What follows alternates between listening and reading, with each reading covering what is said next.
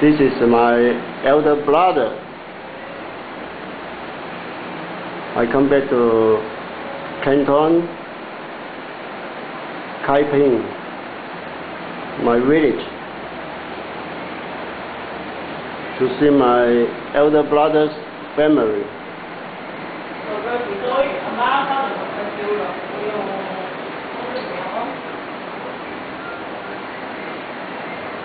It's very nice.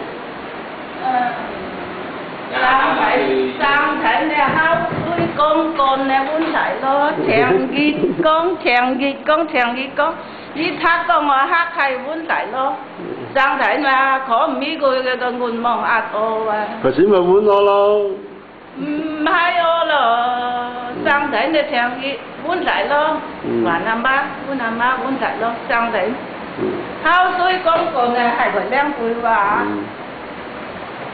khi ở mà ở cái chuyện của nam người kèn và người lại lỗ hồi xin giá hà ra rồi như cái ngôi mà ý dạng niềm chi đâu cái xin thành mô nghìn ôi à hai cái người lại lỗ cái xin thành mô nghìn ôi à hai cái như thác cái để mà hào cái. Today is July the 4th, 2008. In Taisan, Kaiping.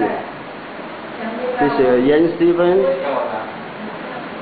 Film this video in China, Taisan, Kaiping. Thank you very much. You come to watch my video. Thank you very much.